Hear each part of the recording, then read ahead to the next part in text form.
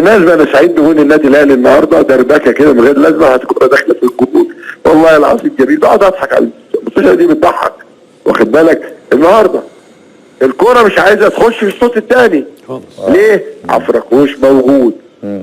يعني العيال انا عايز اقول طب العيال دي اولها ايه؟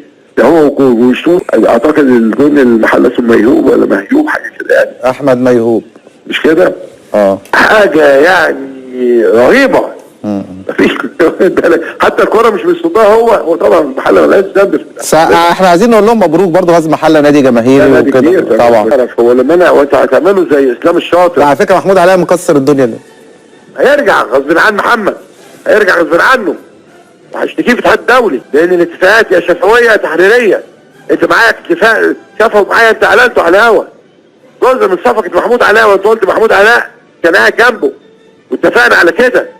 هي مش فتوانا، مش تفتح صدرك عليا يا محمد. يا عم محمود علاء لو رجع الزمالك هينزل درجه ثانيه. انت تحمد ربنا ان محمد صدقي رحمك من محمود علاء. هو انت ناقص كفايه عليك عبد الغني وحسام عبد المجيد. قلت ايه في افتكر ثانيه واحده ان انا قلت لك انا فاكر كويس قوي. انا قلت كهربا لعيب كويس جدا. احنا سمعنا. ايوه كهربا لعيب كويس جدا، كهربا اضافه للنادي الاهلي، ما اختلفتش. انما فكره ان كهربا سجل، اي حد ممكن يسجل في ماتشات الاهلي. انت ما قلتش كده. لا ما انا جاي لك والله العظيم ما قلت ما انا كده. جاي لك اهو، ما انا جاي لك. هو قال كده؟ لا ما انا ما جاي قالش لك. كده. طب اكمل كلام يا مهيب، سيبنا كمل. انا قلت لك بلاش. سيبه يكمل يا سيبنا مهيب. كمل كمل ايه يا كابتن؟ يا مهيب سيبه يكمل. الفيديو كان عندك بس انا هرد برضه. طب انا هسكت انا وانت اللي طب تتكلم. اتفضل يا كابتن. طيب لا انا هرد بعد ما انت ما تخلص. خلاص انا والله. خلصت كابتن. لا ما خلاص، خلصتش. اتفضل. لا انت كنت عايز تقول طيب اكتر ناس سعيده حاليا بتألق كهربا انا شخصيا.